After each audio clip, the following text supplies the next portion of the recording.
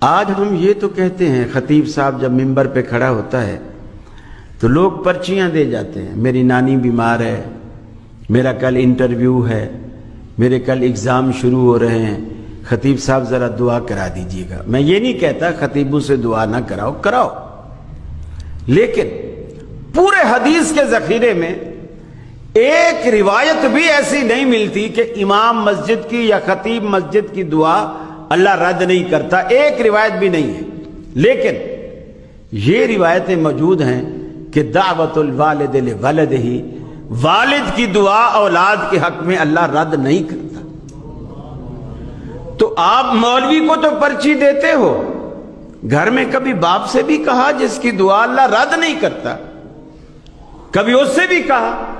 اور ماں باپ کو تو کہنے کی ضرورت بھی نہیں، پرچی بھی لکھنے کی ضرورت نہیں ہے، صرف ماں باپ سے بنا کے رکھے، ساری زندگی دعائیں ملیں گی، صرف بنا کے رکھے، ساری زندگی دعائیں ملیں گی۔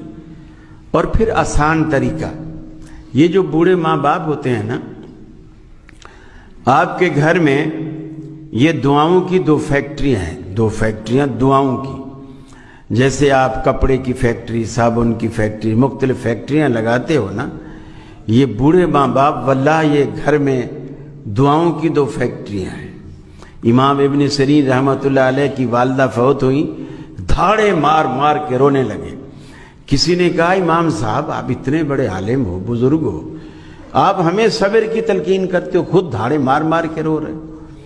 انہوں نے کہا کہ میں اس لیے نہیں رو رہا کہ میری اماں فوت ہوئی ہے، میں اس لیے رو رہا ہوں کہ اللہ تعالیٰ نے میرے لیے جنت میں جانے کے دو دروازے کھولے تھے، ماں کی شکل میں اور باپ کی شکل میں، اس میں سے آج ایک دروازہ بند ہو گیا ہے۔